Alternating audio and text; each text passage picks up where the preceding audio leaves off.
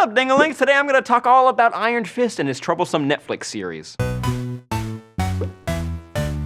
Most of you already know that Netflix and Marvel have teamed up to create a live-action Defenders team that will consist of Daredevil, Jessica Jones, Luke Cage, and Iron Fist. Daredevil already premiered its first season and skyrocketed to the most-watched Netflix original series to date. Jessica Jones is scheduled to premiere this fall, Luke Cage early 2016, followed by an Iron Fist solo series. We have our actors for the roles of Luke Cage and Jessica Jones, but no little boy has been cast for Danny Rand, aka Iron Fist. Recently, BirthMovieDeath.com wrote an interesting article that garnered attention from many fans of the Iron Fist character. According to the article, Marvel has had some trouble landing on a story for Mr. Danny Rand. They've had many people that have come in to pitch potential stories, but none have been settled on. The biggest wall Marvel keeps hitting is the mystical side of the character. Sure, we have Thor from Asgard, Infinity Stones, weird Thor dream pool, Scarlet Witch's enhanced powers, but Iron Fist is a whole nother level of weird, especially for a grounded Marvel Cinematic Universe. Let's take a second and learn about Danny Rand, aka the immortal Iron Fist, and you'll see why his introduction into the MCU would be a bit of a game changer. Now into the weird stuff. We have to go way back to Danny's father, Wendell Rand. Wendell was raised in Kunlun, a mystical city that exists outside of our dimension. Yeah, not another planet, not another realm, not another universe, another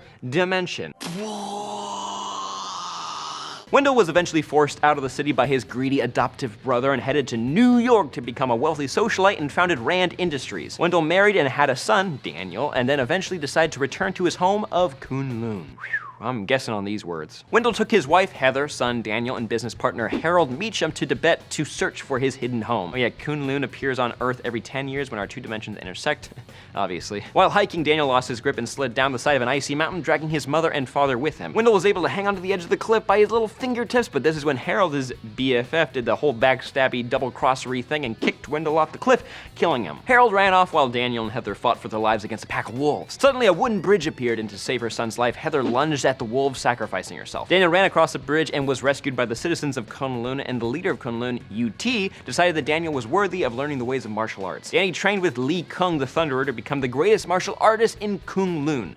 His training even included conditioning his hands by punching a bucket of hot sand, then a bucket of gravel, then a bucket of rocks. You complaining about stubbing your toe seems real petty right now, doesn't it? When Daniel turned 19, he was given the chance to attain the power of the Iron Fist. To do so, Danny had to fight the fire-breathing serpent of Kunlun, Shao Lao the Undying. Fun little fact, this big old serpent has a marking of a dragon that was mystically branded onto his stomach. I'll get back to that soon. When Danny went in to strike the killing blow, his chest touched the dragon brand, moving it to Danny's chest. Boom, dead serpent. Now he just has to get the power of the Iron Fist. Easy. Danny just has to make his way over to the brazier containing the molten heart of Shao Lao, the snake monster he just killed, and then plunge his hands into it. Boom, that's how you become an Iron Fist. It's really easy. I don't know why you guys didn't know that. From there, he heads over to New York City, attempts to get revenge on Harold Meacham, but doesn't. He fights ninjas and eventually creates Heroes for Hire Inc. with Luke Cage, aka Power Man, aka Luke Cage because he went back to his real name. On to his powers, Danny Rand has a range of abilities, but most notably his ability to channel and manipulate his chi into his fist to create a glowing punch that is so strong that he has knocked out some of Marvel's heaviest hitters. He is resistant to pain when he wants to be. He knows hypnosis. He can absorb, manipulate, detect, and generate multiple forms of energy. He's an empath, meaning he can project his emotion onto others as well as sense their feelings psychically. He can adapt to extreme environments. He has enhanced healing through chi manipulation and meditation, which he can sometimes use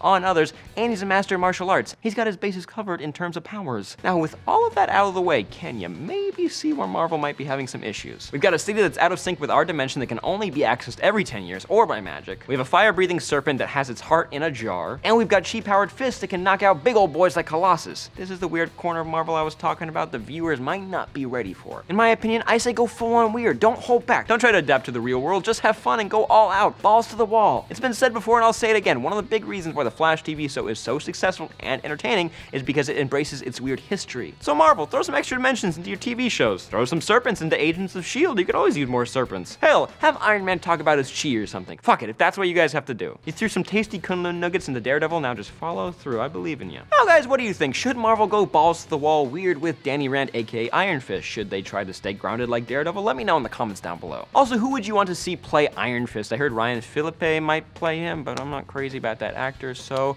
leave your thoughts on my Twitter and Tumblr and whatnot. Also, please give this video a like and share it for crying out loud, please, and thank you much. I'm the blonde tomato Sam Bash, and I'll see your beautiful faces next time. I got a terrible fucking sunburn. Dr. Stephen Strange, aka the Sorcerer Supreme. Tumblr's favorite alien Alien, Buttermilk, Crucifix, or Beetlejuice, Lumbergrass will be the newest live-action Doctor Strange to take the stage, and I couldn't be more excited about it. There are lots of anime genres that help catalyze the humor like slice of life and parodies. My favorite comedy of all time is Gintama. Every single character plays an integral role in maintaining the joke, and almost all of the episodes have a parody of another anime of some sort in it.